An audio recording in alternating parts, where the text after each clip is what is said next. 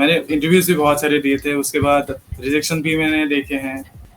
Industries helping hand से भी मतलब मेरे को बहुत ज़्यादा हेल्प मिली है, क्योंकि मतलब एज ए फ्रेशर मतलब यहाँ पर कॉल्स लेना बहुत मुश्किल है इंटरव्यू के लिए। तो प्रोजेक्ट का बहुत ज़्यादा रोल होता है। मतलब एज ए फ्रेशर अगर आप मतलब एक्सपीरियंस हो तो आप बोल सकते हो कि हाँ, इस कंपनी में मैंने ऐसे ऐसे मतलब इस प्रोजेक्ट में था, ऐसे टीम में था। लेकिन एज ए फ्रेशर प्रोजेक्ट का बहुत ज़्यादा रोल होता है। अगर वो एंड टू एंड प्रोजेक्ट है तब तो मतलब वो सोने पे सुहागा टाइप का चाहिए। तो इसमें आईसीएस का भी मतलब बहुत ज़्यादा रोल है। और इसमें मैं बोलना चाहता हूँ कि मतलब मैम ने बहुत सारे मतलब मॉक इंटरव्यूज लिए। हाँ, 8 से 9 कंपनीज तो हो गई जो जिसमें मतलब मेरा रिजेक्शन हुआ है। एक फेज आता है कि रिजेक्शन के बाद कि बहुत ज़्यादा डिमोटिवेटिंग हो जाता है। अगर मतलब आपने मल्टीपल रिजेक्शन फेस किए हैं तो ऐसा लगता है कि मतलब नहीं हो पाएगा। तो हावेस सर का बहुत ज़्यादा मतलब रोल है इसमें, मतलब जो प्लेसमेंट मेरा हुआ है।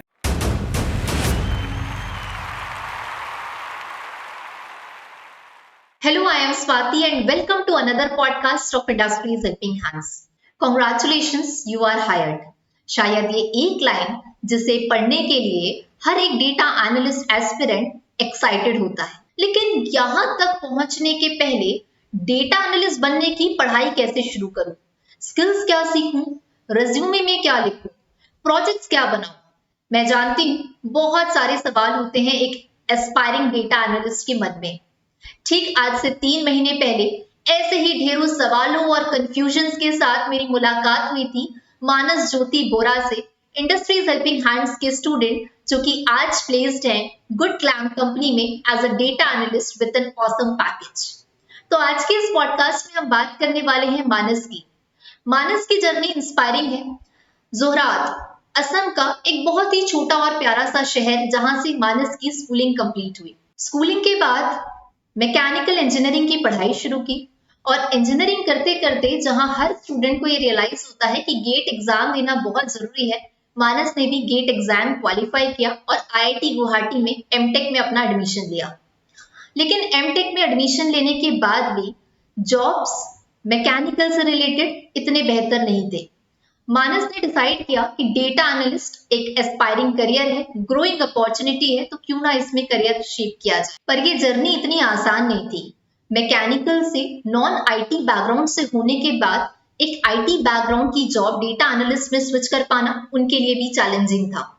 तो आज के इस पॉडकास्ट में हम जानेंगे मानस की रिजेक्शंस की कहानी, क्योंकि एज अ एजुकेटर हमने देखा है मानस के 8 से 9 रिजेक्शंस, और इन रिजेक्शंस के बाद हर एक रिजेक्शन से एक नया लेसन सीखना और आने वाली अपॉर्चुनिटी के लिए खुद को तैयार करना। तो आज के इस पॉडकास्ट में हम बात करते हैं मानस ज्योति बोरा से। Currently, he is a data analyst in the company Good Class. So, hello and welcome to another podcast of Industries Helping Hands. And today we are having Manas Jyoti, and it is a very special podcast for me. Special इसलिए कह रही हूँ क्योंकि मानस मेरे ही student है and right now he is placed in a company good claim and with a very good package, and along with this he is entitled for the post of data analyst. So Manas, firstly once again very congratulations to you. Thank you ma'am. So एक teacher के लिए बहुत ही ज्यादा अच्छा पल या बहुत अच्छा मोमेंट तब होता है जब उसका खुद का स्टूडेंट जो है वो प्लेस्ड हो, और आज मेरे लिए इंडस्ट्रीज हेल्पिंग हैंड्स की टीम के लिए वही मोमेंट है जहां आज से 3 महीने पहले मानस से हमारी फर्स्ट मीटिंग हुई थी, हमारी फर्स्ट क्लास हुई थी। तो मुझे आज भी मानस आपकी पहली क्लास याद है जहाँ पे कंफ्यूज मानस था मेरे सामने कि मैम मैं कैसे तैयारी करूँ, निशान किया मैं कौन से प्रोजेक्ट्स पे काम करूँ, कैसे होगा, इसका सिलेबस इतना बड़ा है मैम, ये सारी चीजें कैसे कंप्लीट होगी। तो इन सारे स्ट्रगल्स के साथ आज वही मानस हमारे सामने है जिन्होंने सक्सेसफुली डेटा एनालिस्ट का इंटरव्यू क्रैक किया है। सो मानस, सबसे पहले तो मैं आपसे ही जानना चाहूंगी कैसा रिएक्शन था आपका, क्या वो मोमेंट था, मैजिकल मोमेंट जिसे हम कह सकते हैं, जब आपने ईमेल चेक किया and you got the mail that congratulations Manas, you are selected for the company. तो क्या कुछ वो मोमेंट था, सबसे पहले तो उसके बारे में हमें बताइए मानस। हाँ, वो तो बहुत खुशी का मौका था। मतलब एक सेंस ऑफ रिलीफ टाइप का होगा कि मैंने इंटरव्यूज भी बहुत सारे दिए थे, उसके बाद रिजेक्शन भी मैंने देखे हैं, और प्लस मेहनत तो मतलब मैं लास्ट साल से मैं तो कर ही रहा हूँ। और इंडस्ट्रीज हेल्पिंग हैंड से भी मतलब मेरे को बहुत ज़्यादा मतलब हेल्प मिली है। और प्लस मैंने प्रोजेक्ट्स वगैरह डाले मतलब किए थे खुद से, मैम ने भी कराया है। और जो अभी है, मतलब एक सेंस ऑफ रिलीफ है कि ठीक है, मतलब प्रिपरेशन फेज मतलब खत्म हो गया है, अब पूरा मतलब एंजॉय कर सकते हैं। इसके बाद मतलब जॉब ज्वाइनिंग है, तब तब कर तब देख लेंगे। एग्जैक्टली तो प्रिपरेशन फेज हो चुका है, अभी एंजॉयमेंट का फेज आपका है, लेकिन ऐसे बहुत सारे लोग हैं मानस जिनका अभी भी प्रिपरेशन फेज चल रहा है। और ये पॉडकास्ट उन्हीं के लिए है, क्योंकि मैं खुद जानती हूँ मानस, मेरे स्टूडेंट निशान सर के स्टूडेंट रहे, जब पहली बार हमसे मिले थे तो बहुत ज्यादा कॉन्फिडेंस लूज था, मैं कैसे करूँ, मैं कंफ्यूज हूँ, मैं मेहनती तो बहुत हूँ, क्योंकि ये जो भी प्लेसमेंट है, टीचर आपको केवल प्लेसमेंट के दरवाजे तक पहुंचा सकता है, लेकिन वहां जाने के बाद आपको अपना पूरा एफर्ट जो है वो लगाना होता है। और मानस ने भी अपना एफर्ट 100% पूरी सच्चाई के साथ में किया है। तो मानस, सबसे पहले तो मैं ये जानना चाहूंगी कि जब आप आज से ठीक 3 महीने पहले हमारे पास आए थे, तब आप कुछ ना कुछ कंफ्यूज थे कि मैं कैसे तैयारी करूं, बहुत सारी बातें नई थी। मैम, मैं मैकेनिकल डोमेन से आता हूँ, क्योंकि जो लोग पहली बार देख रहे हैं, मानस एक ऐसे स्टूडेंट हैं जिन्होंने अपना बीटेक कंप्लीट किया, देन आईआईटी गुवाहाटी से उन्होंने मैकेनिकल में अपना एमटेक कंप्लीट किया। तो सबसे पहले मानस, आप अपने बारे में थोड़ा सा हमें बताइए, कैसे आप इंडस्ट्रीज हेल्पिंग हैंड्स के बारे में आपको पता चला और क्या कुछ आपकी जर्नी रही, क्योंकि ये अल्टीमेट ऑब्जेक्टिव है कि जो लोग देख रहे हैं, जो अभी भी स्ट्रगल कर रहे हैं, प्रिपरेशन के फेस में है, उनको इस बात से हेल्प हो पाए। तो मानस, आप इसके बारे में हमें बताएंगे तो खुशी होगी। हाँ ठीक है, मैं थोड़ा मतलब पास में जाना चाहता हूँ कि मैंने मतलब मैकेनिकल चूज किया था जब बीटेक में। तब मतलब तब सीन बहुत सही था मैकेनिकल का। तो सब लोगों ने बोला कि ठीक है, मतलब मैकेनिकल टॉप ब्रांच है, तो इसीलिए मैकेनिकल मैंने चूज कर दिया था। लेकिन मुझे सीएस मिला था, एनआईटी भी मिला था, लेकिन मुझे लगा कि ठीक है, मतलब मैकेनिकल कभी नजरी कॉलेज में मिल जाए तो ठीक है, मैकेनिकल ही होती। तो उसके बाद मुझे पहले ऐसा था कि मतलब आईटी में जाना ही नहीं। तो उसके बाद जब मतलब प्लेसमेंट नहीं हुआ कॉलेज से, तो मैकेनिकल डोमेन में, तो उसके बाद मैंने देखा कि और क्या ऑप्शन है। तो उसके बाद मैंने गेट की तैयारी की। गेट की तैयारी, तो गेट में एक अच्छा रैंक आ गया। तो उसके बाद मैंने आईआईटी मतलब आईआईटी गुवाहाटी में एडमिशन लिया। तो वहाँ पे जाके मुझे मतलब कंसल्टिंग क्लब में मतलब पता चला कि ऐसा ऐसा डोमेन है कि आपके पास अगर मतलब बिजनेस का थोड़ा बहुत भी नॉलेज है, तो बिजनेस इक्विपमेंट के साथ आप डेटा के साथ मतलब खेल के आप एक एनालिटिक्स करके एक डोमेन है, उसमें आप जा सकते हैं। उसमें डाटा एनालिस्ट हो गया, डाटा इंजीनियर हो गया, या फिर डाटा साइंस हो गया, डाटा साइंटिस्ट, तो आप बन सकते हो। तो मुझे लगा कि हाँ ठीक है, लेकिन वो बहुत बहुत लेट पता चला था मुझे। तो उससे पहले तो मैं मतलब पूरा कोर मतलब कोर के लिए ही मैं तैयारी कर रहा था। तो जब पता चला उसके बाद मुझे मैंने मतलब थोड़ा बहुत यूट्यूब से सीखा कि मतलब ठीक है, ये मतलब चीज़ें हैं जो मतलब कर सकते हैं। लेकिन एक मतलब डायरेक्शनल पार्ट मुझे नहीं मिल रहा था। ये कंटेंट तो बहुत ज़्यादा है, ऑनलाइन मिल जाते हैं कंटेंट, या तो मतलब यूट्यूब पे हो गया या फिर यूट्यूब वगैरह हो गया, लेकिन एक तो डायरेक्शनल पार्ट होता है, वो मुझे नहीं मिल रहा था। तो इसीलिए मुझे लगा कि ठीक है, मतलब मैं सर्च कर रहा था कि कहाँ पर मुझे एक मतलब एक कंसाइज मटेरियल मिले, और प्लस जो चीज़ें मैंने पहले से सीखे हैं, मैं मुझे वो सब मतलब मुझे फिर से रिपीट नहीं ना करना पड़े। तो ऐसे ही करके मैंने सर्च कर रहा था। एक दिन तो मुझे एक यूट्यूब के थ्रू मिला था एक, आप ही थी उसमें, आपने मतलब एक लाइव पॉडकास्ट किया हुआ था। तो मैंने देखा, तो वहाँ पर जो मतलब कंटेंट था वो मुझे बहुत सही लगा। तो उसके बाद एक नीचे एक फॉर्म दिया गया था। तो वो फॉर्म फिल करके मतलब हम एक पॉडकास्ट, मतलब एक फ्री पॉडकास्ट था, तो उसके लिए हम मतलब ज्वाइन कर सकते हैं। मैं मतलब डिफाइड हो कि मतलब मुझे करना ही है। तो उसके बाद मैंने ज्वाइन किया। तो अगर मैंने क्वेश्चंस पूछे थे आपसे, तो आपने बहुत सही से मतलब जवाब दिया था कि ये है कि इंट्रोडक्शन कराता हूँ, करवाती हूँ निशांत सर के साथ। तो निशांत सर के साथ मतलब बात हुई। तो सर मतलब बहुत ज़्यादा मोटिवेशन मतलब मोटिवेशन दिए थे कि मतलब देखो, तुम्हारा ये हो गया है, तो बाकी तो मतलब थोड़ा बहुत ही मतलब थोड़ा कुछ ही मतलब बाकी है। तो जो है वो तुम स्वाति मैम के साथ और मेरे साथ डिस्कस करके तुम आराम से कर सकते हो, और 3 महीने के अंदर मतलब मान लो कि तुम्हारा प्लेसमेंट हो जाएगा। तो एक मतलब तसल्ली वाली बात थी कि मतलब ठीक है, मतलब मैंने पढ़ तो लिया था मतलब बहुत ज़्यादा, लेकिन मुझे मतलब पता नहीं था कि मतलब कब होगा, या फिर मतलब कॉल्स वगैरह मतलब, क्योंकि मतलब एज ए फ्रेशर मतलब यहाँ पर कॉल्स लेना बहुत मुश्किल है इंटरव्यू के लिए। तो उसके बाद आयुष सर से मतलब मेरी बात हुई। उसके बाद मैंने बोला कि ठीक है, मैं ज्वाइन कर रहा हूँ। तो इसके बाद ज्वाइन किया। उसके बाद फर्स्ट जो क्लास था आपके साथ, तो उसी में मुझे पता चल गया था कि ठीक है, मतलब ये मतलब बहुत सही है, मतलब मौके भी हुआ था वो। तो उससे आपने मतलब बहुत सही से बताया था कि देखो, एक जो प्रोजेक्ट है तुमने पहले जो किया था उसमें 20 मिनट्स ले रहे हो, लेकिन तुम इंटरव्यू में ऐसा नहीं कर सकते कि 20 मिनट्स तुम सिर्फ अपने प्रोजेक्ट में ही मतलब बात कर जा रहे हो, लेकिन उसमें भी मतलब तुम्हारा डिफाइंड नहीं है कि तुम ऑब्जेक्टिव बता रहे हो, ना फिर मेथोडोलॉजी बता रहे हो कैसे तुमने सॉल्व किया उसको, और उसके बाद जो लास्ट वाला फेज है जैसे कि रिजल्ट हो गया या फिर फ्यूचर जो वर्क है उसके ऊपर तुम कुछ भी नहीं बता रहे हो। तो मुझे लगा कि हाँ ठीक है, मतलब ये सब आपने मतलब सही से बता दिया था कि ये गलतियां हैं तो तुम कर रहे हो और इस पे तुम्हें मतलब काम करना है। तो मुझे पता चल गया था कि ठीक है, मतलब ये गलतियां मैं कर रहा हूँ, तो इसमें ये मुझे मतलब दोबारा दोहराना नहीं है। तो ऐसे ही मतलब जर्नी स्टार्ट हुआ था मेरा ISS। और अभी जाके 3 महीने के बाद मतलब अभी placement. All right. So Manas, सबसे ज्यादा जैसा कि मैंने बहुत सारी क्लासेस में मानस मानस को बोला भी है, प्रोजेक्ट तो लाइक प्रोजेक्ट सबसे ज्यादा इम्पोर्टेंट है, और ये बात हम यूट्यूब पे भी कहते हैं सबसे कि प्रोजेक्ट्स जो है वो सबसे ज्यादा महत्वपूर्ण है आपकी इस तैयारी का हिस्सा होने के लिए।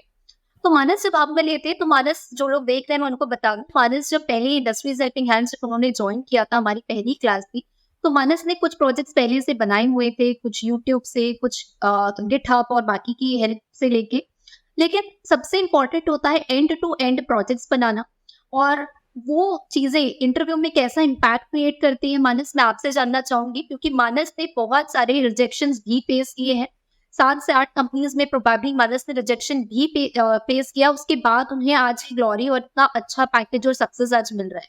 तो प्रोजेक्ट्स का क्या रोल होता है मानस, इंटरव्यू में कैसे सवाल पूछे जाते हैं? और जब मैम को बोलती थी क्लासेस में कि मानस प्रोजेक्ट डिस्कशन पे सबसे ज्यादा फोकस होना चाहिए, तो बहुत परेशान भी किया है मैंने मानस को कि बार बार इम्प्रोवाइज करिए इस चीज को लेके। तो मानस इस बारे में आप बताइए। हाँ, तो प्रोजेक्ट का बहुत ज़्यादा रोल होता है, मतलब एज ए फ्रेशर अगर आप मतलब एक्सपीरियंस हो तो आप बोल सकते हो कि हाँ इस कंपनी में मैंने ऐसे ऐसे मतलब इस प्रोजेक्ट में था, ऐसे टीम भी था, लेकिन एज ए फ्रेशर प्रोजेक्ट का बहुत ज़्यादा रोल होता है। अगर वो एंड टू एंड प्रोजेक्ट है तब तो मतलब वो सोने पे सुहागा टाइप का thing है। और जो प्रोजेक्ट एक्सप्लेनेशन पार्ट है वो बहुत महत्वपूर्ण है, क्योंकि जो प्रोजेक्ट है वो तो हर कोई मतलब प्रोजेक्ट करता ही है, लेकिन वो प्रोजेक्ट किस लिए कर रहा है और उसका मेन मोटिव क्या है, उसका ऑब्जेक्टिव क्या है, और उससे उसको रिजल्ट क्या मिल रहा है, वो किस प्रॉब्लम को मतलब सॉल्व करने के लिए वो प्रोजेक्ट किया है उसने। तो ये बहुत ज़्यादा इंपॉर्टेंट है। और इंटरव्यूअर भी मतलब वही पूछता है कि आपने जो ये प्रोजेक्ट किया है तो इसका मेन मोटिव क्या है या फिर ऑब्जेक्टिव क्या है, आप किस कारण से इस प्रोजेक्ट को ही आपने चूज किया, और इसका एंड रिजल्ट क्या था, और इसके फ्यूचर वर्क वगैरह या फिर फ्यूचर में कोई अगर इम्प्रोवाइज आप करना चाहते हो तो उसमें क्या कुछ मतलब कर सकते हो। तो ये प्रोजेक्ट मैं बताना चाहता हूँ, मतलब मैम ने मतलब बहुत सारा मतलब इम्प्रोवाइज करने के लिए बोला था, तो मुझे मतलब कई बार ऐसा लगता था कि मैंने तो मतलब सही से किया है और क्या ही मतलब इम्प्रोवाइज करूँ, लेकिन फिर भी मतलब ये बहुत हेल्पफुल रहा मेरे लिए कि मैंने मतलब सही से किया, और मैम ने बताया कि ये गलतियां हैं जो तुम सुधार सकते हो इसमें। तो हाँ, मतलब प्रोजेक्ट का बहुत ज़्यादा रोल होता है, मतलब as a fresher data analyst job पाने के लिए। एग्जैक्टली क्योंकि हम केवल इधर उधर से एक प्रोजेक्ट देख के कोड कॉपी कर लिया, इसका मतलब ये नहीं होता है कि हमने प्रोजेक्ट बना लिया। एंड टू एंड प्रोजेक्ट बनाना, डेटा को कितना ज्यादा आपको मेसी डेटा मिलेगा, उसको क्लीन करना, मॉडलिंग करना, डिप्लॉय करना, ये सारी चीजें बहुत ज्यादा इंपॉर्टेंट है, और यही चीजें इंटरव्यूज में भी देखी जाती है। तो मानस, आपने काफी सारे इंटरव्यूज में आप अपीयर हुए, तो हमें बताइएगा कि जनरली क्या क्या राउंड्स आपके हुए, कितने राउंड्स हुए, किस राउंड में किस तरह की चीजें आजकल पूछी जा रही है, ताकि वो लोग जो अभी भी इंटरव्यूज के लिए अपीयर हो रहे हैं उनको भी पता चल पाए कि आमतौर पर कितने राउंड हो रहे हैं जनरलाइज, और क्या कुछ पूछा जा रहा है। तो इसके बारे में आप अगर ब्रीफिंग कर पाएंगे तो बेटर होगा मानस। श्योर। तो मैक्सिमम कंपनीज में 3 ही राउंड्स होते हैं। एक तो मतलब टेलीफोनिक कन्वर्सेशन होगा, और जिसमें देखा जाएगा कि आपका कम्युनिकेशन ठीक है कि नहीं। अगर वो राउंड आप क्लियर कर चुके हो तो उसके बाद एक टेक्निकल राउंड होगा, और टेक्निकल राउंड कभी कभार हायरिंग मैनेजर ही लेते हैं, नहीं तो कभी मतलब टीम मेंबर्स से जो लीड है, टीम लीड, तो वो ले सकते हैं। तो टेक्निकल राउंड्स में जनरली वो टेक्निकल क्वेश्चन ही पूछते हैं, और जो प्रोजेक्ट आपने किया है उसके ऊपर फॉलो अप क्वेश्चन आ सकते हैं। अगर मतलब आप अगर बोला जाए कि आप प्रोजेक्ट एक्सप्लेन करिए, तो एक्सप्लेन करने के बाद फॉलो अप क्वेश्चन हो सकते हैं कि आपने ये किया तो ये क्यों नहीं किया, ये टेक्नोलॉजी अगर आपने यूज़ किया तो दूसरी टेक्नोलॉजी और क्या है जिसके साथ मतलब आप जा सकते थे, ऐसे ऐसे क्वेश्चंस, मतलब जो फॉलो अप क्वेश्चंस है। तो जो वो अगर आपने क्लियर कर दिया, उसके बाद एक एचआर के साथ एक राउंड होता है। तो उसमें भी आपका कम्युनिकेशन और कल्चरल फिट देखा जाता है कि आप कंपनी के लिए मतलब फिट हो कि नहीं, कंपनी के कल्चर में आप मतलब घुल मिल सकते हो कि नहीं। तो वो अगर आपने क्लियर कर लिया तो लास्ट में एक मतलब टेलीफोनिक राउंड होता है, जिसमें आपका मतलब सैलरी वगैरह मतलब निगोशिएट, और जो निगोशिएशन वगैरह जो होता है, तो वो होता है। हाँ, लेकिन कई कई कंपनियां ऐसी भी है जिसमें मैंने मतलब 5-6 राउंड भी दिए हैं। तो हाल ही में जो जिस कंपनी में हुआ था, उसमें भी मैंने 5-6 राउंड दिए, तो 5 राउंड दिए थे। तो मतलब वो डिपेंड करता है, कंपनी के ऊपर है। अगर क्लाइंट का डिमांड भी है कि क्लाइंट भी अगर बोलता है कि ठीक है, मतलब ये असाइनमेंट है, ये आप करवा लो कैंडिडेट से। अगर कैंडिडेट अगर इसको मतलब सही से कर लेता है, तो इसके बाद मतलब कितने राउंड से वो लोग भी डिसाइड करते हैं, कंपनी प्लस क्लाइंट्स। तो एक कंपनी मतलब कंपनी तो कंपनी में डिपेंड करता है। ऑलराइट। सो मनस, ये तो हुई हमारी पढ़ाई की बात, लेकिन हमारी जो प्लेसमेंट टीम है उनका कैसा कुछ सपोर्ट रहा, मैं ये सबसे पहले जानना चाहूंगी। क्योंकि बैक टू बैक आपके लिए कंपनीज फाइंड करना, आपको एचआर से डायरेक्टली कनेक्ट करना, क्योंकि इंडस्ट्रीज हेल्पिंग हैंड्स बहुत सारी कंपनीज से all across pan India allied है। तो हमारी प्लेसमेंट टीम ने बहुत ज्यादा मेहनत की है मानस को यहाँ तक पहुंचाने के लिए। और कैसा कुछ आपका लाइक ट्यूनिंग रहा है प्लेसमेंट टीम के साथ में, मॉक इंटरव्यूज कैसे आपके कंडक्ट हुए प्लेसमेंट पे जाने के पहले, वो सारी चीजें मानस एक बार आप बताइएगा, ताकि बाकी लोगों को भी समझ में आए कि मॉक इंटरव्यूज और इन सारी चीजों की क्यों इतनी अहमियत है अभी। हाँ, मॉक इंटरव्यूज की मतलब बहुत ज़्यादा अहमियत है, क्योंकि आप सीधा जाके एक इंटरव्यू में नहीं बैठ सकते, क्योंकि कुछ कुछ मतलब एटिकेट्स वगैरह होते हैं, जिसमें आपको मतलब सही, अगर कम्युनिकेशन आपका सही नहीं है, आप मतलब टेक्निकली बहुत साउंड हो सकते हो, लेकिन अगर कम्युनिकेशन सही नहीं है, तो आप बता ही नहीं पाओगे कि जो आप मतलब आपने किया है, वो अगर आप बता ही नहीं पा रहे हो, तो वो उसका कोई फ़ायदा नहीं है। तो टेक्निकली साउंड होना और प्लस कम्युनिकेशन, ये दोनों बहुत महत्वपूर्ण है। तो इसीलिए मॉक इंटरव्यूज देने से वो जो कम्युनिकेशन वाला पार्ट है, वो गैप मतलब वो फुलफिल हो जाता है। अगर आप टेक्निकली भी साउंड हो, प्लस कम्युनिकेशन वाला अगर पार्ट आपने मतलब सही से कर लिया है, तब आप मतलब एक इंटरव्यू रेडी कैंडिडेट बन चुके हैं। तो हाँ, तो ये मॉक इंटरव्यूज वगैरह बहुत इंपॉर्टेंट है। और इसमें मैं बोलना चाहता हूँ कि मतलब मैम ने बहुत सारे मतलब मॉक इंटरव्यूज लिए थे, और उसमें मतलब बोला था, मतलब सही से बोला था कि मतलब देखो, ये मतलब एरियाज है जिसमें तुम्हारा मतलब इम्प्रूवमेंट हो सकता है। तो और इसके बाद जो एचआर वाला राउंड है, उसमें भावेश सर ने मतलब बहुत ज़्यादा हेल्प किया है। भावेश सर बोलते थे, हमेशा बोलते थे कि देखो, मतलब ऐसे ऐसे क्वेश्चन तुम्हारे तुम फेस कर सकते हो। तो मैंने मतलब और इंटरनेट से भी मैंने देखा था कि मतलब ऐसे क्वेश्चंस पूछे जाते हैं मतलब जनरली। तो मैंने उसके मतलब एक मॉडल क्वेश्चन मतलब मॉडल आंसर्स वगैरह बना लिए थे, और उसी को मैंने मतलब थोड़ा बहुत मॉडिफाई करके हर एक कंपनी के लिए मतलब अलग से, कंपनी के कल्चर में मतलब ऐसा होना चाहिए कि मतलब कंपनी के हिसाब से मॉडिफाइड आंसर मैंने बना लिए थे। एक मॉडल आंसर हो गया, और उसमें से मैंने कंपनी स्पेसिफिक अलग से एक आंसर बना लिया था।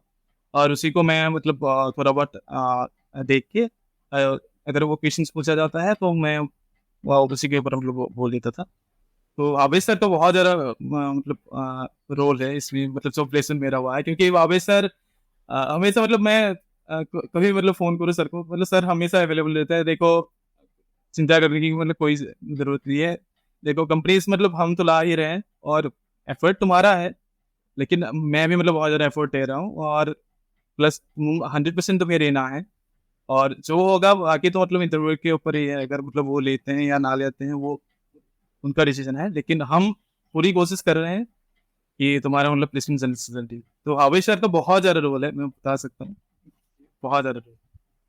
एग्जैक्टली, और पूरा क्योंकि आपका सक्सेस पूरी की पूरी इंडस्ट्रीज हेल्पिंग हैंड्स की टीम का सक्सेस है, चाहे वो हमारी प्लेसमेंट टीम हो, चाहे वो हमारी एजुकेटर्स की टीम हो। और यही खुशी जो है आज जो हम महसूस कर रहे हैं, जो मानस के घर में उनके पेरेंट्स महसूस कर रहे हैं, यही एक लास्ट रिजल्ट निकलता है इस कड़ी मेहनत का, जो कि डेटा एनालिस्ट की जॉब के लिए होती है। अब बात करते हैं रिजेक्शन की भी। तो मानस, जितना हम लोग ग्लोरीफाई करके एक सक्सेस को दिखाते हैं, उतना ही ज्यादा पेनफुल और डेप्थ में दिखाना उस लाइक रिजेक्शन को भी जरूरी है। क्योंकि जब तक वो पेन फील नहीं होता, आगे चल के वो जो हैप्पीनेस आज इंडस्ट्रीज हेल्पिंग हैंड्स और मानस के घर पे है, वो कहीं ना कहीं नहीं आ पाती है। तो सबसे पहले मानस मुझे ये बताइए कि कितने रिजेक्शंस आपने फेस किया, और इंडस्ट्रीज एक्टिंग हैंड्स की टीम से जब भी इंटरव्यू राउंड्स आपको बैक टू बैक जो कंपनीज मिलते थे, क्या कुछ रिजेक्शंस फेस किए हैं आपने? कितने रिजेक्शंस फेस किए हैं? सबसे पहले तो नंबर्स बताइएगा, क्योंकि सब लोगों को ये लगता है कि हाँ, तुरंत हो जाता होगा, लेकिन ये जर्नी इतनी आसान नहीं है। जितना आसान डेटा एनालिस्ट का जॉब पाना है, उतना ही ज़्यादा इसमें कॉम्पिटिशन भी है।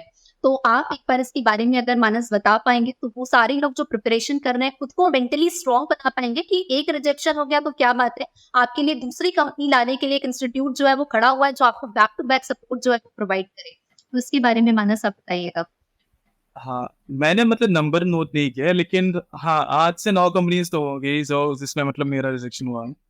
लेकिन मैं रिजेक्शन का मतलब ऐसे नहीं लेता कि मतलब नंबर से मैं नहीं देखता, लेकिन मेरे लिए मतलब फीडबैक ज़्यादा इम्पोर्टेंट है। मैं जिस भी कंपनीज़ में मतलब अगर मेरा रिजेक्शन हो रहा है, तो मैं हमेशा ये फ़ॉलो अप लेता ही हूँ कि अगर मेरा रिजेक्शन हुआ है, तो फिर किस लिए हुआ है, मतलब किस बेसिस पे मिला। तो वो बहुत ज़्यादा इम्पोर्टेंट है, क्योंकि मतलब सेल्फ एनालिसिस वाला जो पार्ट है, वो बहुत इम्पोर्टेंट, क्योंकि अगर आपने एक गलती मतलब किसी कंपनी में जब आप इंटरव्यू दे रहे हैं, तो उसमें अगर एक गलती आपसे हो चुकी है, तो उसके बाद वो गलती मतलब फिर से दोहराना नहीं है आप। तो इसीलिए मतलब जो फीडबैक ज़्यादा इम्पोर्टेंट है एज़ कम्पेयर टू जो रिजेक्शन रेट। तो मेरे लिए फीडबैक ज़्यादा इम्पोर्टेंट था।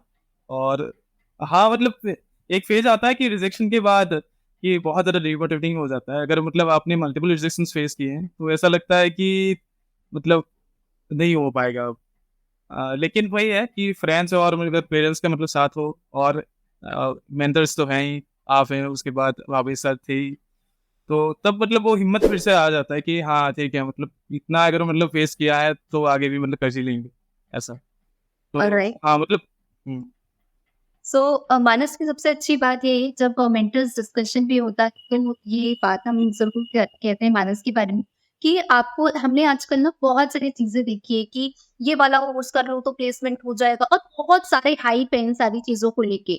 लेकिन सबसे ज़्यादा इम्पोर्टेंट यही होता है कि एक एजुकेटर, एक टीचर, एक संस्थान, एक इंस्टीट्यूशन आपको प्लेसमेंट तक पहुँचा सकता है, लेकिन एट लास्ट मेहनत आपको खुद करना पड़ेगा। मैं यहाँ पे भी बताना चाहूँगी कि हर इंटरव्यू के बाद जब भी मानस का रिजेक्शन होता था, मानस का अभी कॉल आता था, जब भी हम लोग लाइव मानस से मिलते थे, मैं, निशांत सर, भावेश सर, तो उनका यही कहना होता था कि मैम, इस कंपनी में मैं रिजेक्ट तो हुआ, लेकिन आप मुझे बताइए कि मैं इसमें कहाँ पे पीछे रह गया। आप मुझे फीडबैक दीजिए कि क्या कुछ कमी रह गई। तो सबसे अच्छी मेहनत जो मानस ने की है, वो अपने रिजेक्शन को केवल एज अ फेलियर लेके या डीमोटिवेट होके उन्होंने उसको कंसिडर नहीं किया। उन्होंने उससे इंस्पिरेशन लेके क्या कुछ मेरे पे अभी भी कमी रह गई है, आपको फीडबैक ले लेके, क्योंकि मैं जानती हूँ मानस का लो फेस भी मैंने देखा हुआ एज एजुकेटर, कि जब एक इंटरव्यू राउंड के बाद रिजेक्शन होता था, तो भले ही थोड़े टाइम के लिए वो डीमोटिवेटेड फील करते थे, लेकिन अगले वॉक इंटरव्यू में उतनी ही एनर्जी के साथ और नए जो उनके पॉइंट ऑफ एरियाज थे जहां उनको इम्प्रोवाइज करना था, उन चीजों को वो कवर करके आते थे।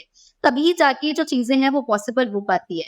तो केवल कोर्स ले लेना या केवल वीडियोस देख लेने से सक्सेस नहीं मिलता है, उसके लिए हमें उतना ही इनपुट यहाँ पे डालना पड़ता है। मानस, मैं आपको आपसे ये और जानना चाहूंगी कि इंटरव्यू में जो क्वेश्चंस पूछे जा रहे हैं आजकल, जो बहुत लोग मुझे ईमेल करते हैं, मैसेजेस करते हैं, यूट्यूब पे कमेंट्स करते हैं, तो आपके थ्रू मैं जानना चाहूंगी कि किस टाइप के क्वेश्चंस पूछे जा रहे हैं, एसक्यूएल के कितने क्वेश्चंस आ रहे हैं, पाइथन के, पावर बीआई, टैबलो, इन सारी चीजों पे थोड़ा सा आप अगर बता पाए तो ज्यादा बेटर हो पाएगा। हाँ, ठीक है। तो मैं मतलब पार्ट बाय पार्ट बताता हूँ। सो किसी-किसी कंपनीज़ में मेरा सिर्फ़ मतलब एक्सेल पे ही मतलब टेस्ट वगैरह हुआ था। तो उसमें सिर्फ़ मतलब एक्सेल के ही क्वेश्चंस थे। तो एक्सेल में सबसे ज़्यादा जो इम्पोर्टेंट है वो पिवट टेबल्स हैं। उसके बाद जो लुकअप्स वगैरह आपको आना चाहिए कि मतलब अगर डाटा है, तो आपको कहीं और से मतलब डाटा उठाना आना चाहिए।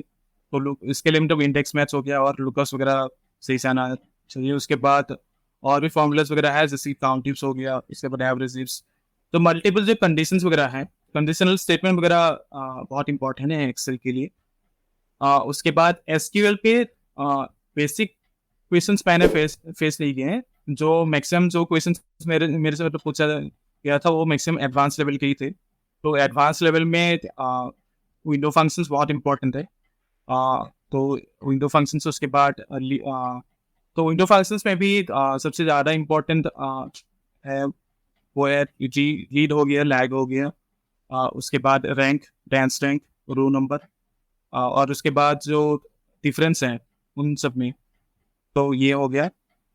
तो उसके बाद जो पावर बीआई में ज़्यादा क्वेश्चंस नहीं पूछे थे, क्योंकि मैंने प्रोजेक्ट्स वगैरह जो डाले थे वो मैक्सिमम पाइथन पे थे, तो मेरे से मतलब ज़्यादा पाइथन के ही क्वेश्चंस वगैरह पूछे थे। तो पावर बीआई में एक असेसमेंट मैंने दिया था, तो उसमें एक मुझे डैशबोर्ड बनाना था।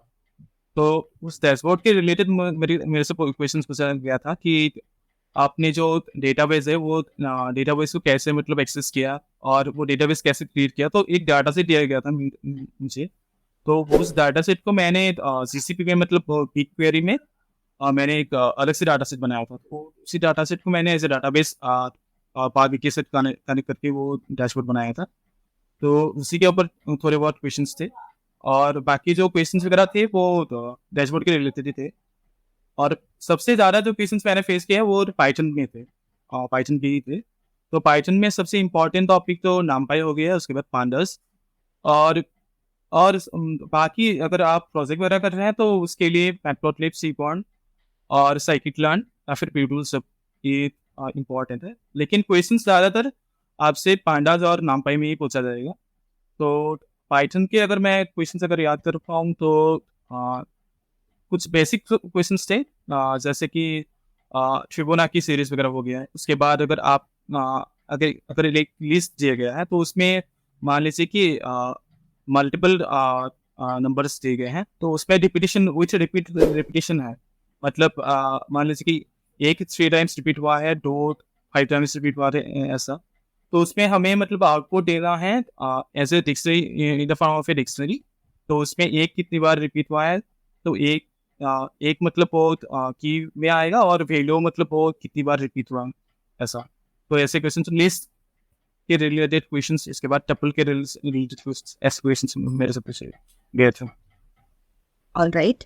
मानस उसके साथ साथ, क्योंकि मैंने तो बहुत ज्यादा आपसे मेहनत करवाई, निशान सर ने भी की, रिज्यूमे बार बार आपके चेंज होते थे, शायद मानस परेशान भी कभी हो जाते होंगे कि हर कंपनी के लिए नया रिज्यूमे, हर बार नए नए चेंजेस। तो मानस ये बताइए आप कितना इफेक्टिव रहा ये, क्योंकि ये तो प्रिपरेशन वाली बातें थी, लेकिन जब हम लोग एक्चुअली रिज्यूमेज आपकी भेजते थे, कई बार आपके रिज्यूमेज में कुछ और नए पॉइंट्स डाल के मैं नई कंपनीज के लिए भेजती थी। तो इन सारी चीजों में ये कितना इफेक्टिव रहता है, क्योंकि वो लोग जो अभी प्रिपरेशन कर रहे हैं, जिनको ज्यादा आइडिया नहीं होते हैं, बहुत सारे ऐसे स्टूडेंट्स है जो टियर 3 सिटीज, टियर 4 सिटीज से बिलोंग करते हैं, ज्यादा आइडिया नहीं होता है, उनके लिए आप खास तौर पे ये बताएंगे ताकि कुछ अगर आपको सुन रहे हैं तो वो बेसिकली इससे लर्न कर पाए। हाँ, रेज्यूमे मतलब सबसे इम्पोर्टेंट है, मैं बोलूँगा, क्योंकि जो आपका टेलीफोनिक कन्वर्सेशन होता है, टेलीफोनिक जो स्क्रीनिंग होता है, उससे पहले रेज्यूमे पहुँचता है इंटरव्यूअर के पास। तो आप मान सकते हो ये आपका एक मतलब एक पेपर में आपका पूरा हूबहू आप मतलब ऐसे मतलब आपका जो पोर्टफोलियो है वो पहुँचता है इंटरव्यूअर के पास। तो अगर रेज्यूमे सही नहीं है तो उसी पे तो टेलीफोनिक स्क्रीनिंग भी नहीं होगा। मतलब टेलीफोनिक स्क्रीनिंग से पहले ही आप रिजेक्ट हो जाओगे। तो रिज्यूमे बनाना बहुत इंपॉर्टेंट था, और उसमें भी जो कीवर्ड्स वगैरह होते हैं, जैसे कि डेटा एनालिस्ट के लिए जो कीवर्ड्स हैं, जैसे कि जो सही टूल्स वगैरह हैं, तो अगर आपने कुछ किया है तो आप उसको सही से मेंशन कीजिए। जैसे कि अगर आपने मतलब पांडा सबको बहुत सही से आता है तब मेंशन कीजिए उसको। इसके बाद सी मैटप्लॉटलिब हो गया या फिर सीबॉन हो गया। लेकिन ऐसा नहीं होना चाहिए कि अगर आपको कुछ नहीं आता और आप ज़ोर ज़बरदस्ती उसको मतलब वो रिज़्यूमे में डाल रहे हैं, वो गलत होता है। क्योंकि अगर इंटरव्यू ने आपसे पूछ लिया और आपने उसका जवाब नहीं दे पाए, तो मान लीजिए कि आपका इंटरव्यू वहीं पे खत्म हो गया। तो इसीलिए जो आपकी पकड़ है जिसमें, तो उसी को आप इंटरव्यू रिज्यूमे में डालिए, और सही से डालिए। और कीवर्ड्स वगैरह मैच कराना बहुत ज़रूरी है, क्योंकि आजकल एटीएस सिस्टम आ गया है, तो एप्लीकेशन ट्रैकिंग सिस्टम। तो उसमें से आजकल बहुत सारे कंपनीज मतलब में ऐसा होता है कि एचआर पहले एटीएस के थ्रू रिज्यूमे को भेजते हैं। अगर उसमें कीवर्ड्स वगैरह अगर मैच किया, तभी जो हायरिंग मैनेजर के पास रिज्यूमे पहुंचता है। तो इसीलिए रिज्यूमे सही से बनाना और उसका फॉर्मेटिंग वगैरह सही हो, उसके बाद कीवर्ड्स वगैरह सही से डाल दें, तो ये बहुत इंपॉर्टेंट। मानस, मैं एक चीज और जानना चाहूंगी, क्योंकि आप ऐसे स्टूडेंट थे जिन्होंने एक टाइम पे सोच लिया था कि अब तो मेन कोर्स स्ट्रीम में रहना, आईटी में नहीं जाना, मैकेनिकल से थे आप, ज्यादा कोडिंग का आइडिया नहीं था, तो चीजें आपके लिए भी टफ थी, राइट?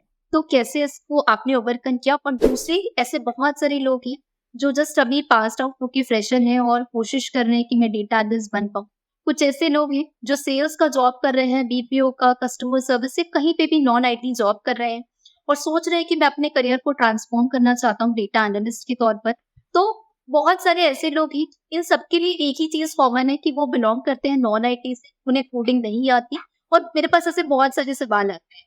लेकिन आज इन सारे सवालों का जवाब मैं नहीं दूँगी, जिनका सारा सवालों का जवाब मानस देंगे, क्योंकि आप मेरे ही पढ़ाई हुए स्टूडेंट हैं, प्लेस्ड हैं, तो मेरे से ज़्यादा बेटर आंसर ये कर पाएँगे आज, तो मानस इसके बारे में ज़रूर आप बताइएगा। हाँ, तो कोडिंग मतलब बीटेक में तो कोडिंग मैंने की नहीं थी। मतलब वो एक 2 सब्जेक्ट्स थे, एक सी पे थे और एक मतलब ऑब्जेक्ट ओरिएंटेड प्रोग्रामिंग कांसेप्ट करके 2 सब्जेक्ट्स थे हमारे, लेकिन उसमें भी मैंने मतलब रट्टा मार के मतलब पास किया है। मैं मतलब सच में बता रहा हूँ, पूरा रट्टा मार के ही पास किया है। कोडिंग मेरा किया नहीं था मैंने। प्लेसमेंट के लिए पढ़ाई मतलब चालू की, तो मैंने सी प्लस प्लस सीखा था।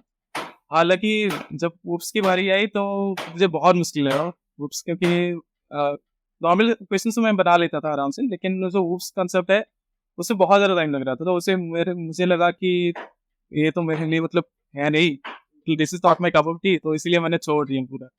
तो उसके बाद मैंने पाइथन सीखना चालू किया, तो पाइथन मुझे बहुत सही लगा, क्योंकि पाइथन में सिंटैक्स वगैरह भी बहुत ईज़ी है, मतलब यूज़र फ्रेंडली है। मतलब कोडर फ्रेंडली है, क्योंकि वो एक सिंपल इंग्लिश की तरह ही है।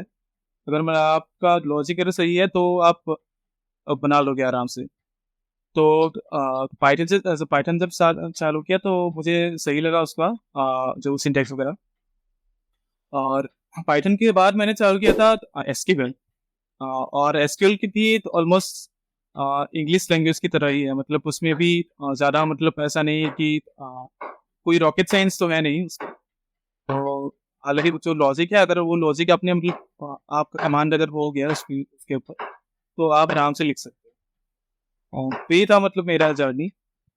सो मानस, सबसे ज़्यादा मुश्किल और पेनफुल टाइम तो शायद आपने भी रियलाइज़ किया होगा कि हमारा ग्रेजुएशन हो जाता है, या तो हम ऐसे ही होते हैं कि हम घर पे बैठ के सिर्फ और सिर्फ तैयारी करते हैं, और ये जो तैयारी का फेज़ होता है, ये सबसे ज़्यादा कठिन फेज़ होता है, क्योंकि एक टाइम के बाद हमें लोनलीनेस फील होता है।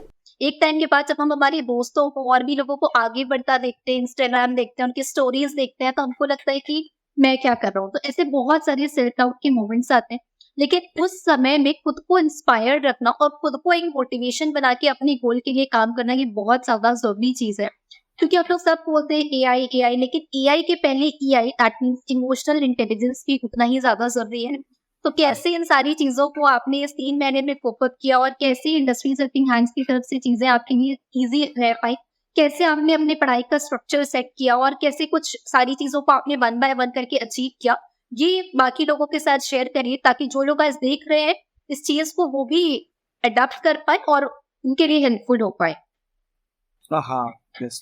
प्रिपरेशन फेज़ मतलब वो बहुत बहुत कठिन फेज़ होता ही है, क्योंकि इसमें ऐसा नहीं कि आज मोटिवेशन है लेकिन कल वो मोटिवेशन गायब भी हो सकता है। तो इसीलिए मतलब खुद को मोटिवेट रखना बहुत ही ज़रूरी है। तो मेरे लिए तो मतलब मोटिवेशन फैक्टर सबसे बड़ा मतलब मोटिवेशन फैक्टर तो मेरे पेरेंट्स ही है। मैंने अपने मम्मी-पापा को मतलब देखा है, मतलब वो स्ट्रगल किए हैं पहले। तो वही था कि मतलब मम्मी-पापा को एक मतलब अच्छी मतलब वो देना है मुझे, लाइक ये इसके बाद ऐसा नहीं कि मतलब सिर्फ़ मेरे लिए। तो और मेरे दोस्त लोग थे, 2-3 दोस्त थे जिनके साथ मैं मतलब हर हफ्ते में 2-3 बार मतलब बात करता था। क्योंकि वो लोग भी मतलब सेम ही डोमेन में हैं, और उन लोगों का तो प्लेसमेंट वहाँ नहीं हुआ था। लेकिन रिसेंटली तीनों के तीनों का मतलब प्लेसमेंट हो गया है। तो मेरे एक दोस्त का मतलब पिछले महीने हुआ था, और एक का इसी महीने हुआ है। तो हम दोनों का मतलब हम 3 दोस्त थे, हम तीनों का मतलब अभी हो गया है। तो हम तीनों मतलब बात करते थे कि मतलब ऐसा-ऐसा है, तो अगर कभी मतलब डिमोटिवेटिंग ऐसा कुछ लगता था तो मतलब मैसेज उन लोग के मतलब याद कि ठीक है, मतलब नहीं हो पा रहा है, तो क्या किया जाए? तो वो लोग बताते थे कि देख मतलब अभी इतना मतलब पढ़ तो लिया है, तो जो भी होगा मतलब देखा जाएगा। क्योंकि इंटरव्यू में मतलब हम लोग को 100% देना है, और लेना ना लेना वो उन लोग के ऊपर है। तो इंटरव्यूअर ही मतलब डिसाइड करेंगे कि हमको लेना है या फिर नहीं। लेकिन हमको मतलब जो हमने मेहनत की है, उसको मतलब 100% देना है। इंटरव्यू में दिखाना है कि मतलब यस, मतलब हम लोगों ने मेहनत किया है। तो इसमें आईसीएस का भी मतलब बहुत ज़्यादा रोल है कि मतलब आप भी तो मतलब आपने तो मोटिवेट किया ही है कि देखो जो प्रोजेक्ट वगैरह तुमने किए हैं वो ठीक है, लेकिन वो जो प्रोजेक्ट में तो तुम बताते समय जो गलतियाँ कर रही हो तो उसको थोड़ा सुधारो। उसके बाद आपने मतलब गाइड किया था कि ऐसे-ऐसे बताना होता है प्रोजेक्ट को, मतलब प्रेजेंटेबल वे में मतलब बोलना होता है ताकि मतलब जो ऑडियंस है या फिर जो इंटरव्यूअर है तो उनको लगे कि हाँ, ये एंगेजिंग टाइप का है, जो प्रोजेक्ट इसने बनाया है। भले ही वो मतलब इंडस्ट्री ओरिएंटेड हो या ना हो उससे फ़र्क नहीं पड़ता, लेकिन वो एंगेजिंग वे में होना चाहिए। तो ऐसे ही मतलब इंडस्ट्रियल हेल्पिंग हैंड्स का भी मतलब बहुत ज़्यादा रोल है इसमें कि मतलब जो मोटिवेशन वाला फैक्टर है। क्योंकि अ, आदमी हर वक़्त मोटिवेट रहे ऐसा मतलब हो नहीं सकता। एक फेज़ आता है जिसमें मतलब डिमोटिवेशन होता है, लेकिन तो आस-पास के या फिर मतलब फ्रेंड्स वगैरह हो गए या फिर पेरेंट्स वगैरह हो गए या फिर मेंटर हो गए, तो उनसे मतलब थोड़ा बहुत गाइड लेना चाहिए ताकि मतलब बंदा हमेशा मतलब मोटिवेट रहे। सो जैसा कि मैंने पॉडकास्ट की शुरुआत में ही कहा, ये मोमेंट मेरे लिए बहुत ज़्यादा खास और स्पेशल है क्योंकि मुझे आज भी वो पहली क्लास याद है कि 3 महीने पहले जहाँ पे मेरे सामने एक कन्फ्यूज़्ड मानस था और आज का दिन, आज का ये पॉडकास्ट जहाँ पे मेरे सामने एक प्लीज़्ड मानस बैठा हुआ है इतनी ही कॉन्फिडेंस और विश्वास के साथ। So that is what Industries Helping Hands, the whole team of Industries Helping Hands is trying to create here कि टैलेंट को नर्चर करना और केवल पढ़ाई करना ही हमारा लक्ष्य नहीं है। चीज़ों के बारे में आस-पास जानना, एक क्यूरोसिटी डेवलप करना और उसके साथ-साथ अपने प्लेसमेंट के ऑब्जेक्टिव को ना भूलना क्योंकि एट लास्ट जो हमारी खुशी होती है वो केवल हम तक सीमित नहीं होती है। वो खुशी हमारे पेरेंट्स तक, हमारे फ्रेंड्स तक, हमारे मेंटोर्स तक पहुँचती है जो कि आज शायद मानस भी वही महसूस कर रहे हो। So thank you so much Manas कि आपने इतने अच्छे से अपनी जर्नी को शेयर किया ताकि और भी लोग, अगर एक बच्चा भी इस पॉडकास्ट को देख के इंस्पायर हो पाता है तो ये मानस के लिए, मेरे लिए और मेरी टीम के लिए बहुत ही बड़ी बात होगी कि किसी तक ये पॉजिटिविटी जो है वो पहुंची है। So Manas, wish you all the very very best और ऐसे ही एक्सेल करते रहिए और भी लोगों को इंस्पायर करते रहिए। Thank you so much Manas. Thank you ma'am.